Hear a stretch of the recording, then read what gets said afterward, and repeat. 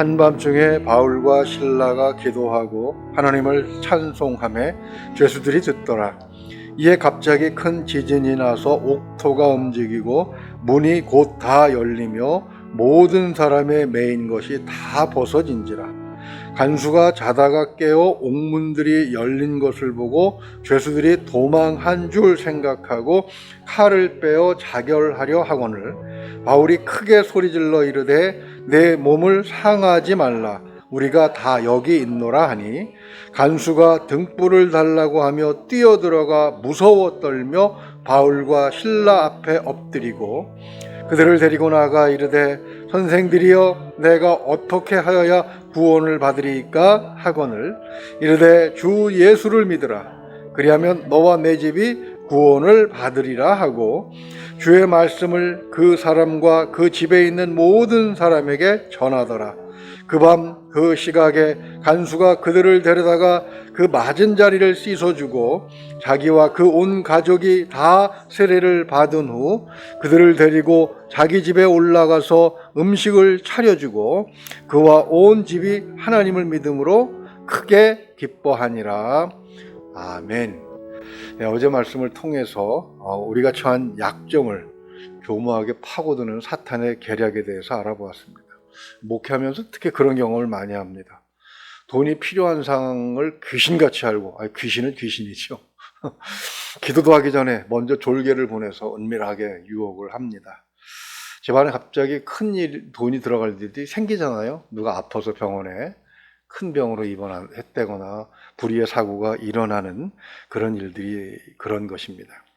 근데 먼저 엎드려 기도해야 하는데 이 습관이라는 게 참 무섭습니다. 목회 초기에는, 그러니까 신대원 나와서 목사 안수 받기까지 한 5년 정도 걸리고, 그리고 이제 목회 조금 초년에 막 그냥 혈기 왕성하고 이럴 때 습관은 여전히 세상적인 것이 남아 있는 거지요. 그래서 뭐 어떻게 합니까? 돈 나올 군형이 어디 없나? 옛날에 하던 식으로 그렇게 막 방황하고 있을 때 슬그머니 누군가가 찾아와서 제안을 합니다. 다단계를 하면 돈 많이 벌 수 있다는 것이지. 에이, 설마 목사에게 다단계를 권하겠느냐?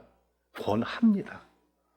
그때 참 거절할 수 없는 사람들을 보내요. 아는 사람, 평소에 신세진 사람, 교인, 심지어는 같은 노회에 속한 목사님을 통해서도 옵니다.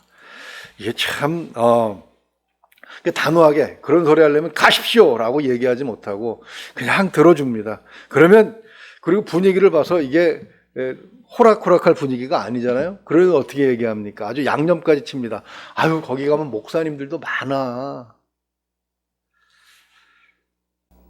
목회자 개인뿐 아니라 교회도 때때로 어려움에 직면하면 많은 돈을 필요로 할 때가 있지요. 특히 부흥하려고 하는 단계에 더욱 그러한 일이 많이 발생합니다. 그때 유혹에 넘어가지 않으면 어떻게 되겠습니까? 그런다고 해서 하나님께서 바로 어려움을 해결해 주시지 않습니다. 오늘 본문 말씀이 바로 그런 내용인데요. 바울과 실라는 귀신을 쫓아냅니다. 귀신이 진리를 전한다는 바로 그것에 유혹이 돼서 그들을 이용할 생각을 안 하고 단호하게 잘라버리고 내쫓아버리죠. 그런데 어떤 상황이 벌어집니까? 귀신 들린 여종의 주인들이 거짓으로 고소를 하는 바람에 매를 맞고 옷을 찢기고 그리고 감옥에 갇히게 됩니다. 24절을 다시 한번 보면은요, 도망가지 못하도록 발에 차쿠까지 채워서 수감까지 합니다. 우리가 그런 상황이라면 어떤 모습일까요? 춘향전을 보게 되면 칼을 차고 이렇게 있지 않습니까? 그런데 그 춘향전에 나오는 감옥은 양반입니다. 고대 로마 시대의 감옥은 땅을 파고 지하에다가 만들어 놓고 그냥 이렇게 너 왜 수청 안 들어? 그러고 그냥 가두는 것이 아니라 완전히 죽을 만큼 매를 때리고 가둬놓는 것입니다. 뭐 치료요? 상상할 수도 없는 것이죠.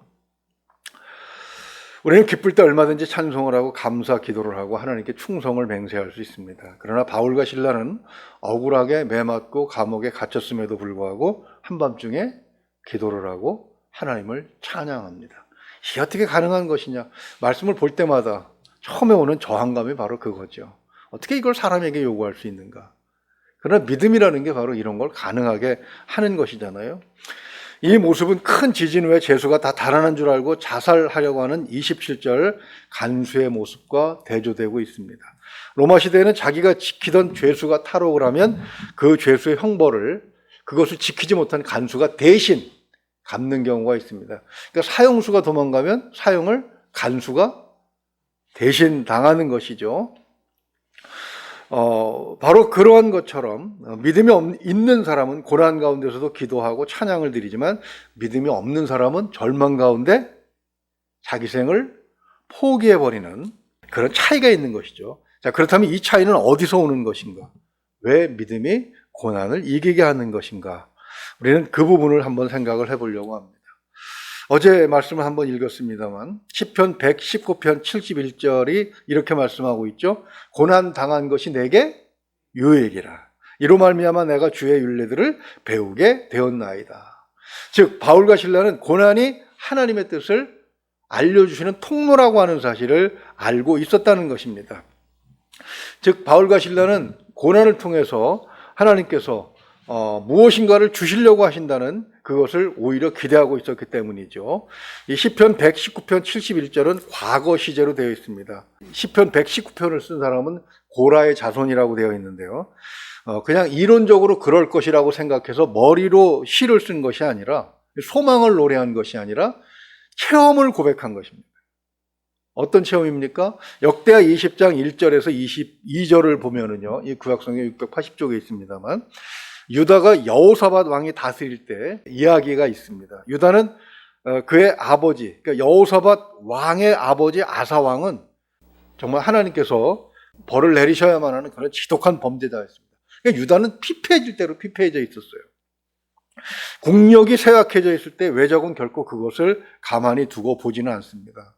그래서 역대하 20장 1절을 보게 되면 모압과 암몬 그리고 마온 사람들이 연합군을 형성해서 유다에 쳐들어옵니다. 여호사밧 왕은 이제 난리가 났죠.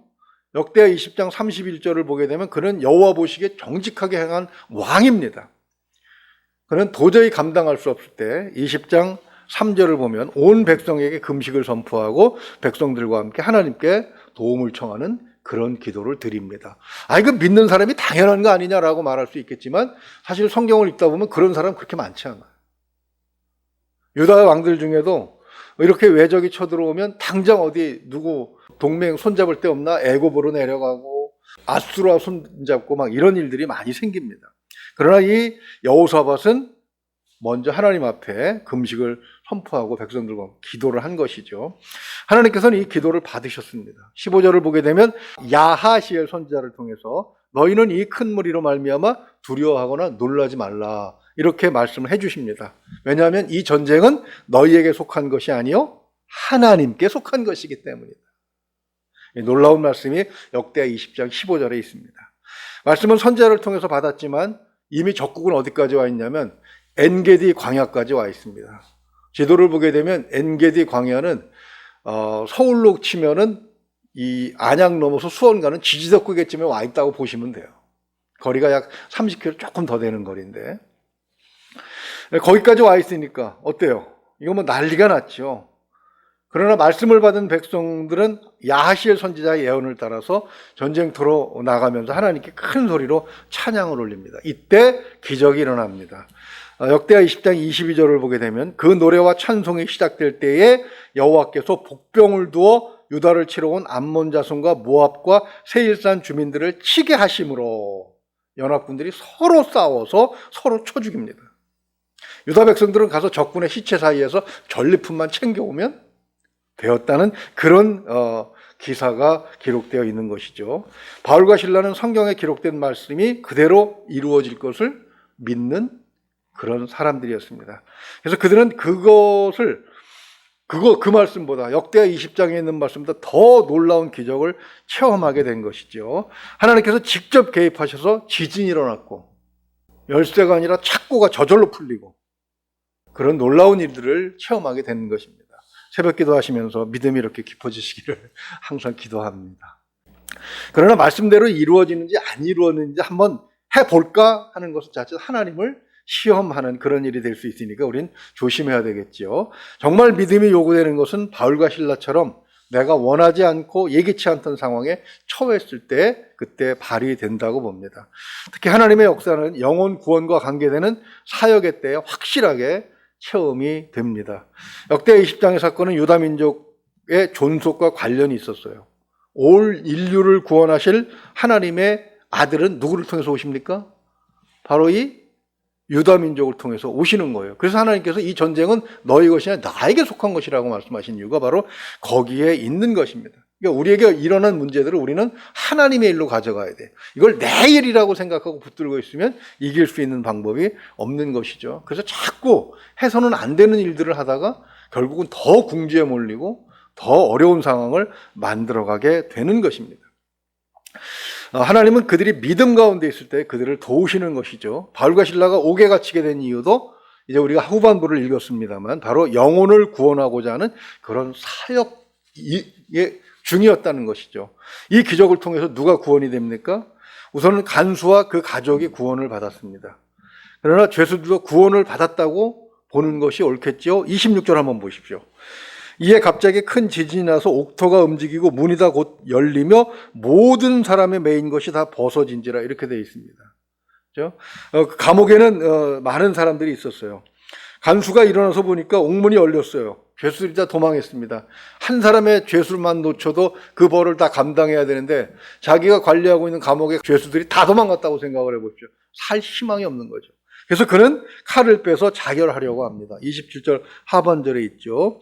그러나 바울이 이야기합니다. 뭐라고 얘기합니까? 28절에서 우리가 다 여기 있노라. 한 사람도 도망가지 않았다는 얘기죠. 자, 감옥이 이렇게 열렸는데 왜 다른 죄수들은 도망가지 않았는가?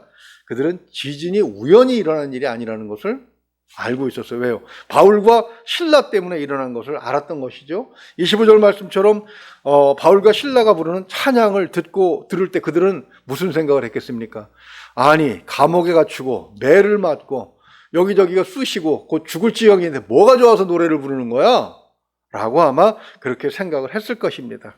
그런데 지진이 일어나고 착고가 풀리는 그런 기적을 본 후에 이 기적은 바로 저 사람들 때문이다 라고 생각을 했겠지요. 그래서 바울과 실라는 도망가려는 사람들을 붙잡고 도망치지 않게 했을 것이라고 우리는 충분히 짐작할 수가 있습니다. 그들은 간수가 30절에서 어떻게 하여야 구원을 받으리까 라고 애원하는 소리를 들을 때 아마 같은 심정이었을 것이었겠지요.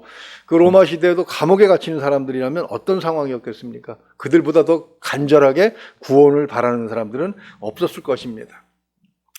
바울이 31절 말씀처럼 주 예수를 믿으라 그러면 너와 내 집에 구원을 받으리라 했을 때 간수처럼 그들도 예수님을 영접하게 되는 것이죠. 그렇게 빌립보의 교회가 세워지게 되는 것입니다.